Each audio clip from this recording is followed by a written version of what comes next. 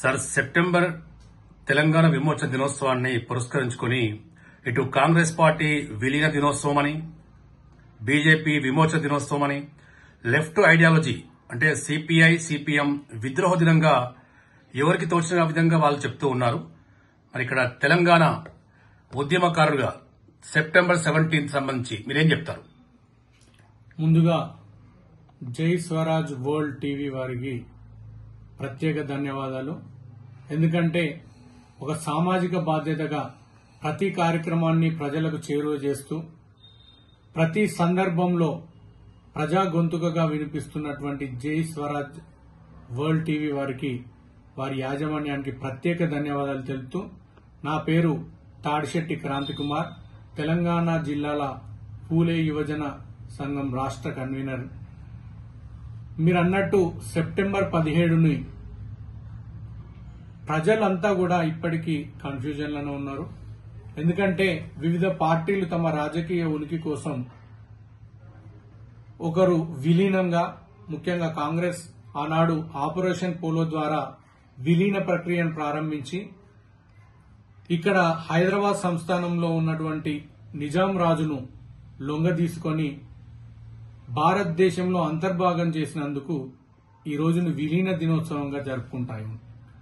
ఆ కాంగ్రెస్ వాదాన్ని వ్యతిరేకిస్తూ ఆనాడు జరిగినటువంటి పోరాటంలోని అమరవీరులను, సాయుధ పోరాటం చేస్తున్నటువంటి వీరులను ఆపరేషన్ పోలో మిలిటరీ సహాయంతో అంతమొందించి వేలాది మందిని ఇక్కడ ప్రజలను ఊచకోతలు కోశారని చెప్పి లెఫ్ట్ సిద్ధాంతాలు ఉన్నటువంటి వ్యక్తులు, సాయుధ పోరాటం మీద అభిమానులు, రైతాంగ పోరాటం మీద ఉన్నటువంటి మేధావులు అందరూ కూడా దీన్ని విద్రోహ దినంగా పాటిస్తూ ఉంటారు. ఇటీవల అసలు తెలంగాణకు సంబంధం లేనటువంటి పార్టీ ఏదైనా ఉందంటే బీజేపీ పార్టీ. కానీ ఇక్కడ ముస్లింల పరిపాలన జరిగింది కాబట్టి నిజాంకి వ్యతిరేకంగా ఆ తెలంగాణ ప్రజలను వాళ్ళ ఓటు బ్యాంకుగా మలుచుకునేందుకు ఈ ఓటు బ్యాంకు ఆలోచన విధానంలోనే భాగంగా వాళ్ళు విమోచన దినం అని ప్రకటిస్తూ ఉంటారు. వాస్తవంగా ఇది విలీనం జరిగింది, కానీ దీని వెనకాల తీవ్రమైన విద్రోహం జరిగిందనేది సుస్పష్టంగా చరిత్రకారులు పుస్తకాల్లో చెప్పినటువంటి వాస్తవమైన నిజాలు.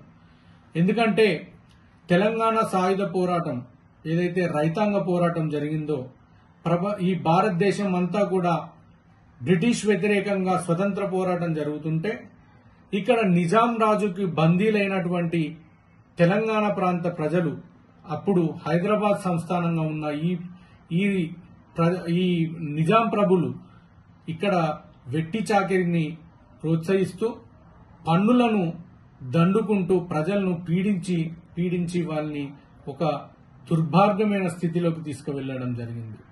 అందులో భాగంగా రజాకారులను ఏర్పాటు చేసి ఆ రజాకారుల ముఠాను నాయకత్వం వహించేలాగా కాసిం రజీని ముందుకు తీసుకురావడం జరిగింది. ఆయన నేతృత్వంలో తెలంగాణ ప్రజల మీద అనునిత్యం దాడులు చేస్తూ ఆనాటి ప్రభుత్వం రజాకారుల చేతిలో బందీలైపోయిన తెలంగాణ ప్రజలను విముక్తి చేయడం కోసమే ఆనాడు దొడ్డి కుమరయ్య గారు గాని, షేక్ బందగీ గారు గాని, చాకలి ఐలమ్మ లాంటి వాళ్ళు త్యాగాలు చేసి వాళ్ళకి అగేనెస్ట్ గా వారికి పోరాటం చేయడం జరిగింది. ఆ పోరాట ఫలితంగా వచ్చిందే తెలంగాణ రైతాంగ సాయుధ పోరాటం. వేలాది మంది అమరులైనరు, వాళ్ళందరూ తుపాకులు పట్టిండ్రు, కర్రలు పట్టిండ్రు. ఊరి నడుగొడ్డున యూత్ అంతా కూడా తయారై అక్కడున్న యువకులంతా కూడా కలిసికట్టుగా ఒక కమిటీలను వేసుకొని ఆ కమిటీల ఆధ్వర్యంలో దొరలను, రజాకారులను, దేశ్ముఖులను తరిమి కొట్టిన చరిత్ర తెలంగాణ ప్రాంత ప్రజలకు ఉన్నది.